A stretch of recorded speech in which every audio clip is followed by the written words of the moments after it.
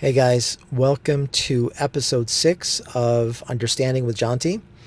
Today I want to talk about purpose, living a purposeful life.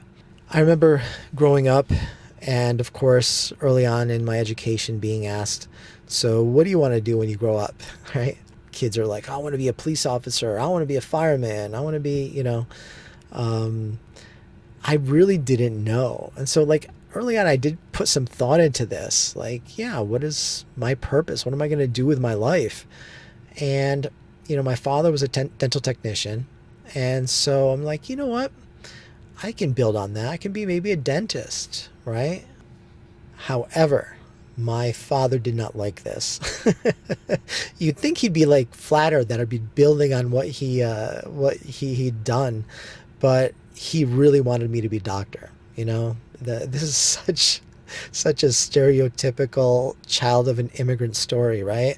So without a clear purpose myself, without a conviction, a strong conviction, my father's persistence ended up changing my own mind.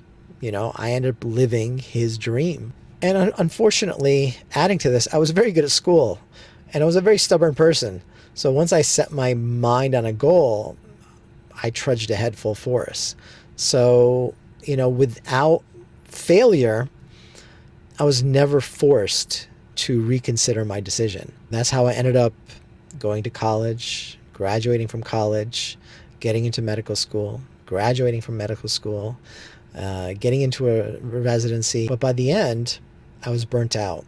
I didn't feel a sense of accomplishment. I didn't feel a sense of joy or excitement. Instead, I felt a sense of dread. Was this really my life? I wasn't happy. Is this really good? Is this what the rest of my life is going to look like? Fortunately, I finally failed in residency. Um, I say fortunately, but it was a very painful fortunately, I have to admit. But it was a blessing nonetheless, because I never gave myself the opportunity to explore what I truly was passionate about. I never explored my purpose. I never explored what it is I wanted to accomplish with my life. Once I'd gotten the idea of medicine out of my mind, I started, exploring clinical research, mostly because it was an easy way to to make money. But I soon discovered my passion didn't lie there either. And don't get me wrong, initially it was really fun. I loved the challenge of trying to understand this new field, master my skill set. But once I did, I just felt bored. I felt, again, burnt out, just really uninspired. And, unfortunately, I still had that same problem. I didn't know how to walk away. I didn't know how to explore my interests. I just knew how to set a goal and achieve it. And so it took me a while to walk away. And actually what happened is eventually I came across what I considered an unethical situation, and I resigned. By that point, I felt like a failure because, here are two goals I set for myself and didn't accomplish. Irrespective of whether I didn't like it, didn't want to do it in the first place, that is the way I looked at the world. You set a goal and you accomplish it, right? Anything less than that, you're a failure. And that was a really bad mindset to have, because actually here were two opportunities I was presented and realized, nope, don't want to do it. So, and I learned something from each of them about myself. I learned something about what motivated me, what I enjoyed. And so it was very unhelpful to have that internal narrative. And I just want to, warn anybody else out there, if you find yourself in this situation, just understand, yeah, these are how we look at a situation really affects our response. And really looking at any quote unquote failure as a learning opportunity is a much healthier way to approach it. At this point, I was even thinking about going back to school, studying something else. But my wife saw something in me. She saw some creativity in me, and she encouraged it. She saw that I, created my own artwork for the house because I couldn't find anything else out there I liked. And so she's like, why don't we start a business and make this, right? You seem to enjoy this. Why don't we explore that? And it was probably the first time in my life I explored doing something that I was interested in, that I liked, that was creative. And it was very exhilarating, you know? It was scary and exhilarating all at the same time. And so I became a student of entrepreneurship.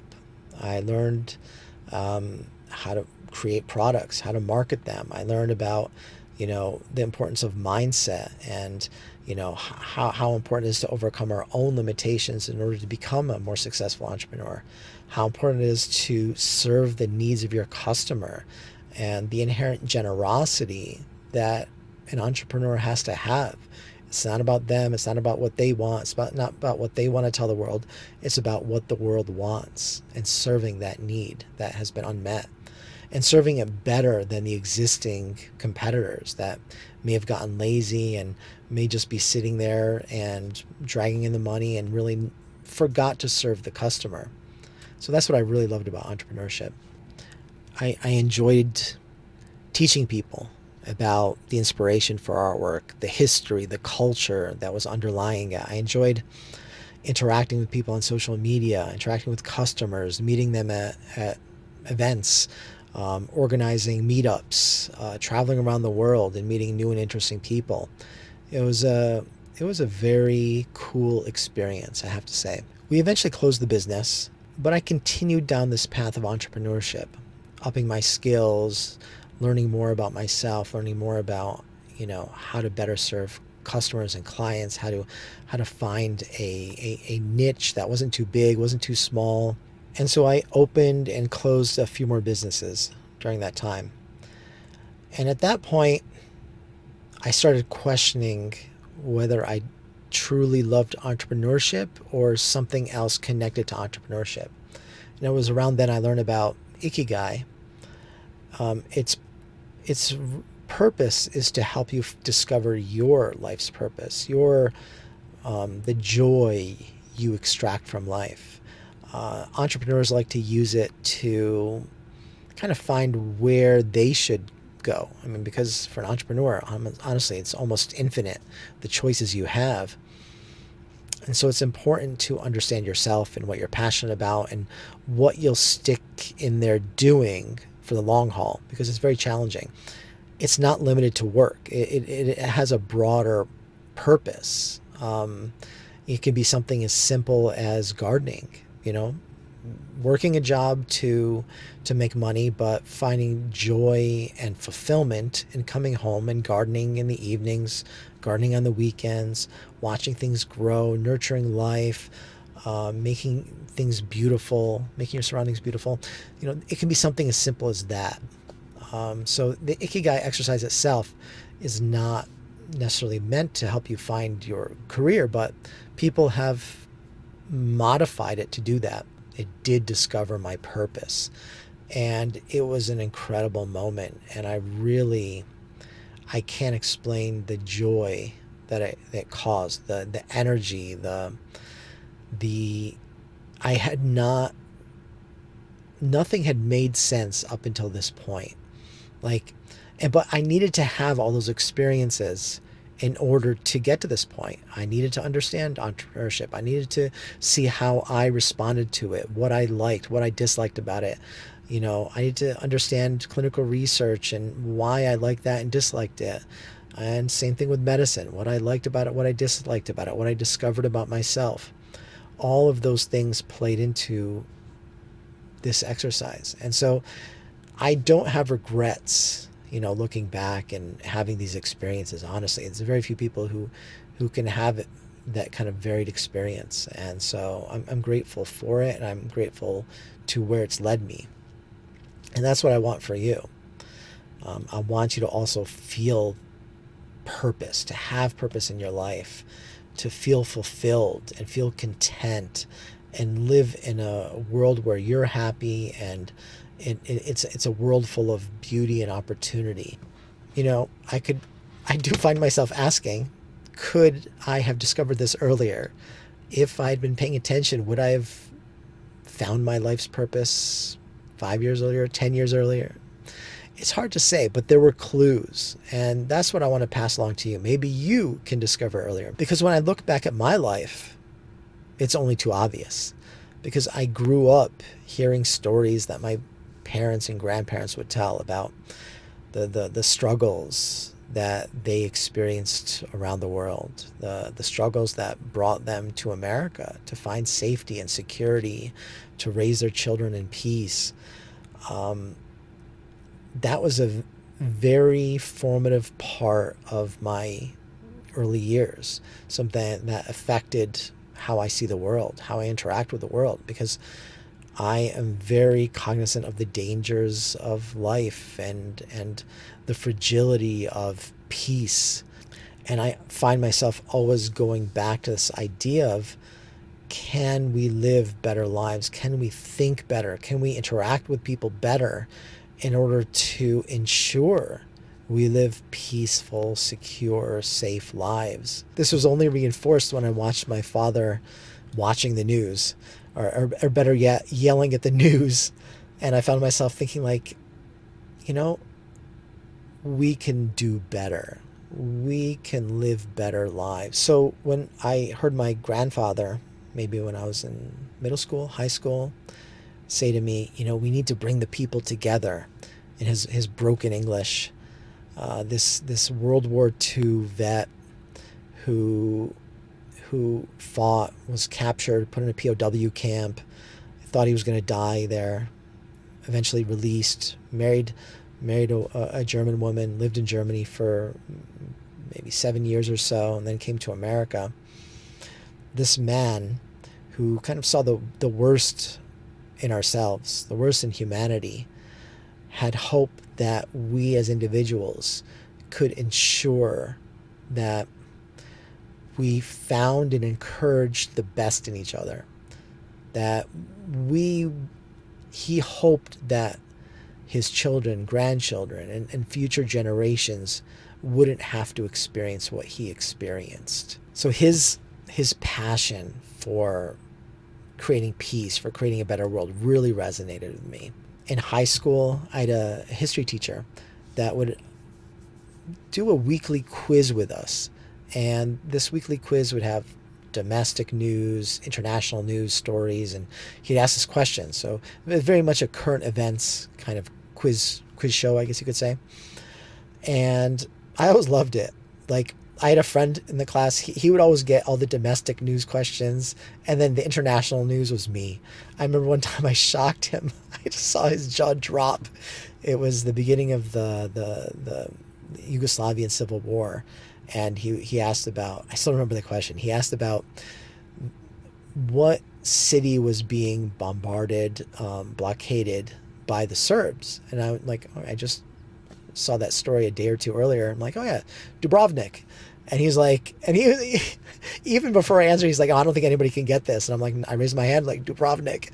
And then that's when his jaw dropped. And it was like, looking back, like, I definitely had a passion for culture, for history, for government, for, you know, societies and current events and news and all these things that, you know, I talk about today.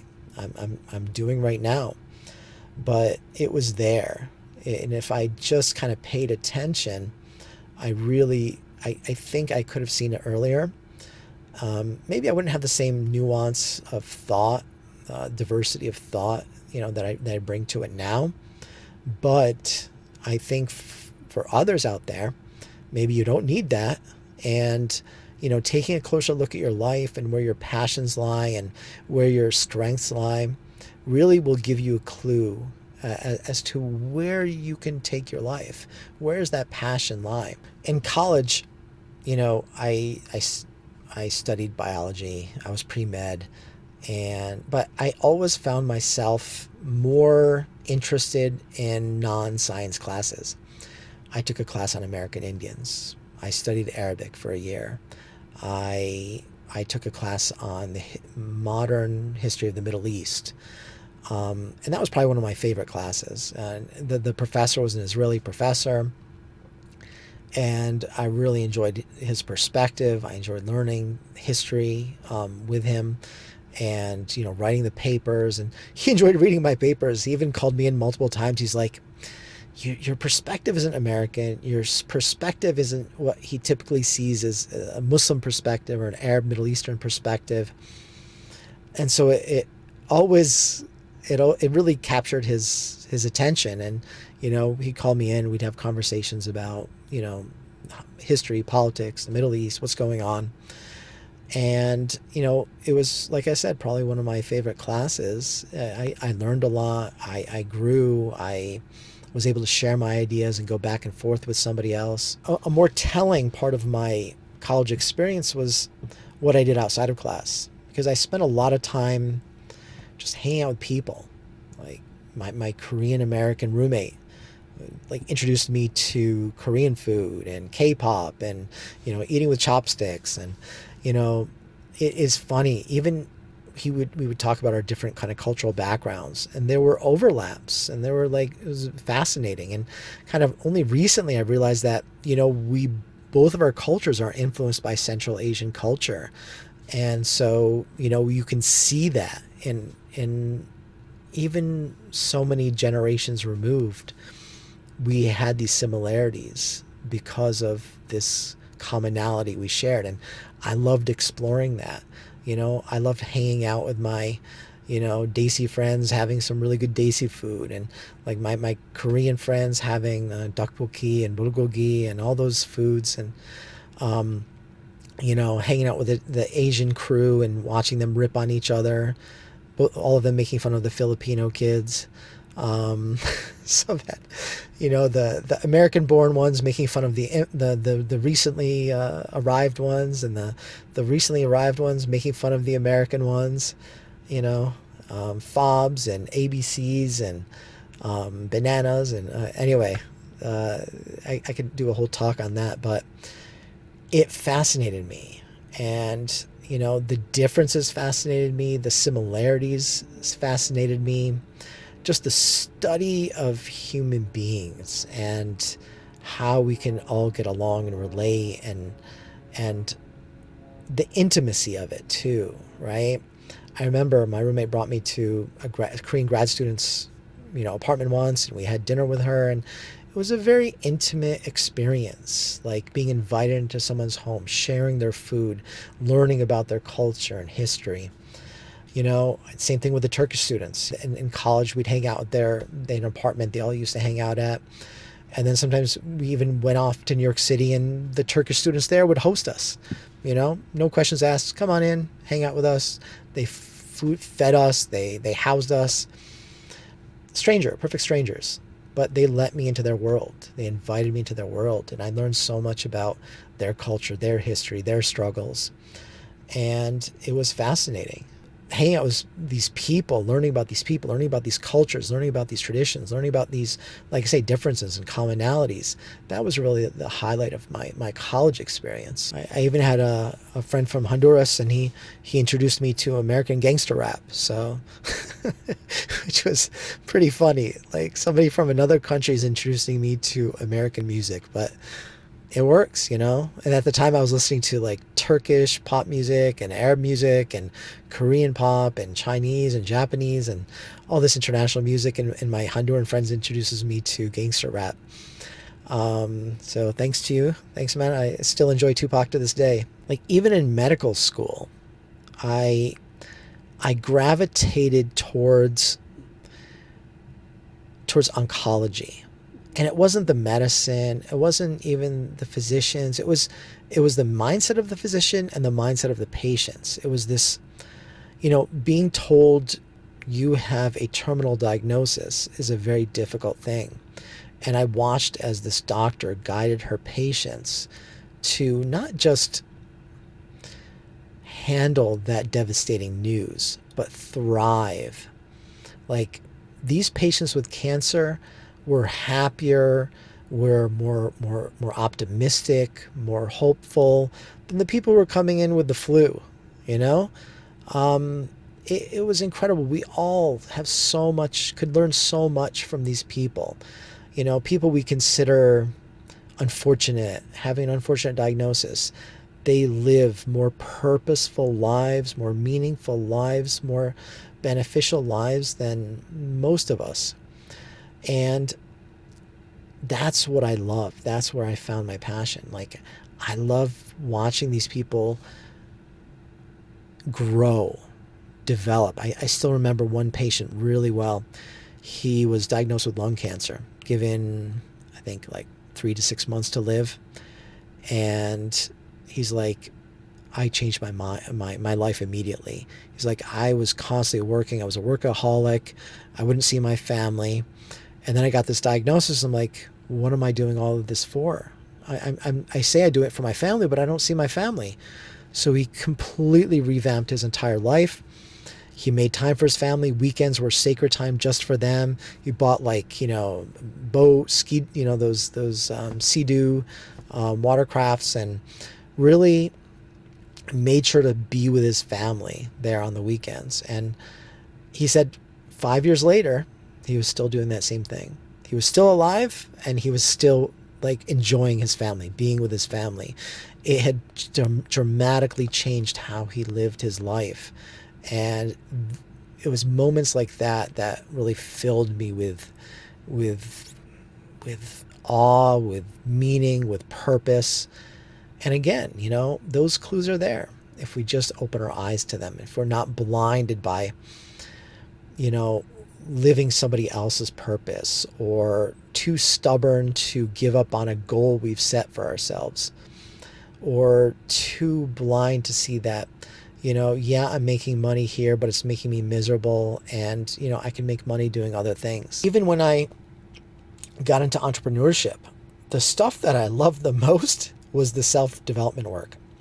It was understanding me, what was holding me back, how I can change my mindset, and even, like, just thinking beyond myself and what I wanted, thinking about the customer and what they wanted, being generous, being thoughtful. It was a huge contrast. Like, in medicine, we doctors and society, maybe generally speaking, see medicine as a very altruistic career. But medicine, what I realized, it's very self-centered. Doctors build everything around themselves. Patients get sick in the weekends and in the evening. Why don't we have easy access to healthcare on the evenings and weekends? Because the doctors want to go home and, be with their family. And so the schedule is built around them. Why is it more expensive to get sick on the weekends and the evenings? Again, because they want to take care of their families. And if you want to get healthcare at those times, you have to pay more money for it. Even healthcare in general, it's a very hierarchical system where there are defined roles and sometimes even unspoken conventions as to who's in charge and who has to listen to who. And, all of those things really took away from my love for medicine, the idealism I went into medicine with. It really popped that bubble. And, seeing doctors that were disgruntled and felt disrespected and unappreciated and didn't think that they were being paid enough. Then I'm starting to study entrepreneurship, and I used to think it was a very sleazy field. They're just interested in money. They're just, they're money hungry. They don't care about people. No, you can't think about yourself when you're an entrepreneur, when you're a businessman. You have to think about the customer. You have to think about how can you better serve them? How can you better communicate with them? And that was very powerful. That was a very powerful insight I learned. And, it stuck with me to this day. Always think about your audience. Always think about them, what's useful for them. I also learned the importance of optimism for entrepreneurs. They have to have this abundant mindset. One of the first pieces of advice that one author gave in his book was, like, just stop watching the news. The news puts you into a state of fear and panic, and that puts your blinders on. You can't be creative. You you can't be a good entrepreneur unless you're able to think, unless you're able to be creative. And news and anxiety, they will rob you of this.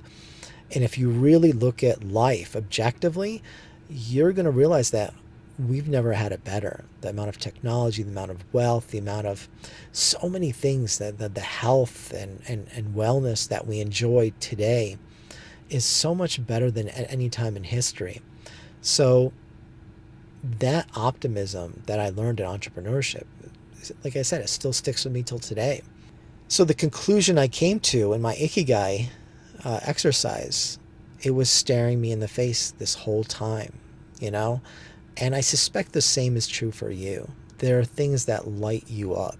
There are things that you will, go down a rabbit hole with such energy, and your livelihood, your work, the money you get paid just doesn't inspire you in the same way as that curiosity, that interest, that purpose does. If you've listened to me this long, I suspect you are looking for that purpose. You are looking for that meaning in your life. And that's what I want to help you with today. And the first thing is, don't do what I did. I say that jokingly, but honestly, everything we do, there's something we learn from it. We learn something about ourselves. We learn something about the world. And so every experience is valuable. Every experience is worthwhile. And so never regret anything you've done. But if you want to live a better, more meaningful, purposeful life, yeah, I think it's time to invest in yourself. Time to look back, just like I did, right? Look back at your life and find out what lights you up. But it's worth taking a moment to evaluate your life and why you are where you are now. If you're not living your life's purpose, if you find yourself anxious, depressed, burnt out, chances are you kind of went down a wrong path somewhere. And so it's important to identify what went wrong. Like me, are you living your parents' dreams, right? Are you living your family's dream? Maybe your family has certain expectations of you. Maybe your circle of friends has certain expectations of you. Maybe you believe society has certain expectations of you. Maybe, like me, you also are a very stubborn person, and once you set your mind on a goal, you're going to do it no matter what. It's worth taking a look at how you ended up where you are, because whatever brought you here, there's going to be some resistance to changing course, and it's worth knowing that, like being aware of that, so that when you do feel this discomfort, it's not because you're not living your purpose, it's because you've spent so long living somebody else's dream. You've lived so long living a life that you believed was more secure, more, it would provide you with a good living, or people would respect you because of it. And those thoughts really, they destroy our purpose. They destroy our lives from within. From the outside, people may think we're successful, think we're happy, think we're winning at life, quote unquote, but in reality, we know better. And so it's important to let go of those thoughts, to recognize them as lies that we've told ourselves, that others have told us, that are holding us back. So once you get past that, how do you figure out your purpose? Well, I already told you I use the Ikigai exercise to help me. And I really haven't encountered anything as good. There are limitations, there are issues, but it's something that is very useful for, to provide us with some clarity, to help us put together those moments in our life that maybe we'd overlooked. And so, like I said, the Ikigai is a Japanese idea for finding fulfillment in life. And it's been turned into this exercise by entrepreneurs who really want to kind of gain some clarity in what it is that they can excel at. And I'll give you the entrepreneurial version. there are basically four overlapping circles, right? And at the center is your Ikigai, is your purpose, is your reason for living. It's the overlap of the answer to these four questions. The first question is, what are you passionate about? Like, what do you love? What do you just love to do in your spare time, or, at work? You find yourself like this comes so easy to you, whereas other things may require more work. So what are you passionate about, right? And you just list everything, just all of the different things you're passionate about. It could be your family, it could be, politics or history, it could be science, it could be, teaching, it could be, there's so many different things, and all those things that you're passionate about, right? List them all. What are you good at? Okay. So throughout life, you've gained a skill, you've gained skills. What are all those skills that you have?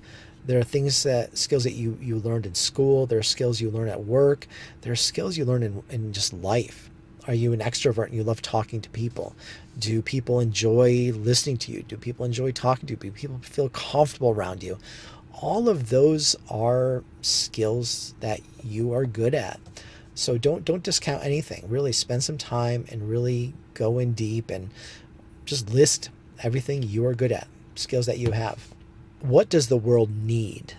So this requires you to kind of maybe do some research, understand a little bit about where we are now in history. It could be something as small as a community within your town. It could be within your county, within your state, within the country, within the world. But what are the needs you see out there?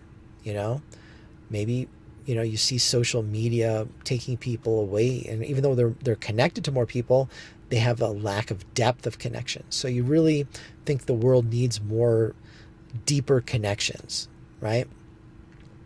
Ideally, these things would overlap with kind of the two previous questions. There's a lot of things the world needs that may be completely unrelated to what you want to offer, but it's not a bad idea to go beyond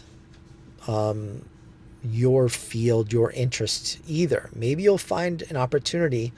But definitely start with something related to your field of interest, your passion, what you're good at, what you're skilled at, and list all those, what's trending in the industry right now, what's missing in the industry right now, what do people want, and then kind of like zoom out a little bit, maybe go like 30,000 feet, what's going on in the world, what's going on in society. So don't discount these things, just list them out. And then the final category, the final circle in this Venn diagram is, what can you get paid for? And this is a bit more challenging because it requires you to understand kind of the industry.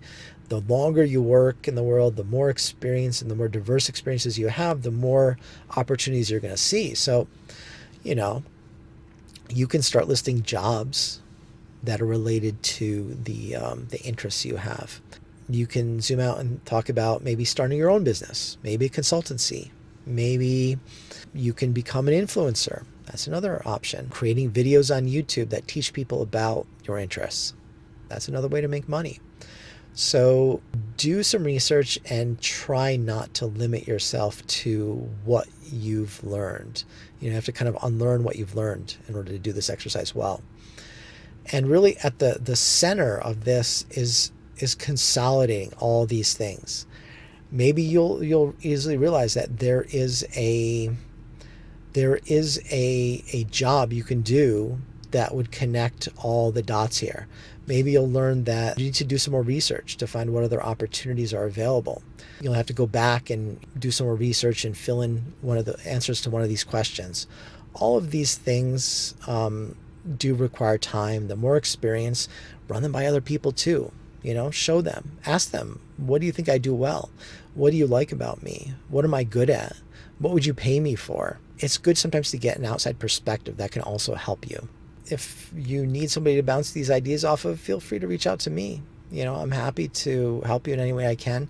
There are also tons of videos on YouTube, on social media, where people kind of delve into this, and they're going to have insights that I wouldn't have. So do your research there as well. I hope this helps you find your purpose, helps you find what it is you want to do with your life, to find that meaning that will give you joy and help you see the world as an abundant place, and help others feel connected and joy because they know you, because you're making their lives better. And I wish you the best. Please share your stories. I want to hear what works, what doesn't, and yeah, how I can be of benefit. I wish you the best. Thank you for listening. Bye.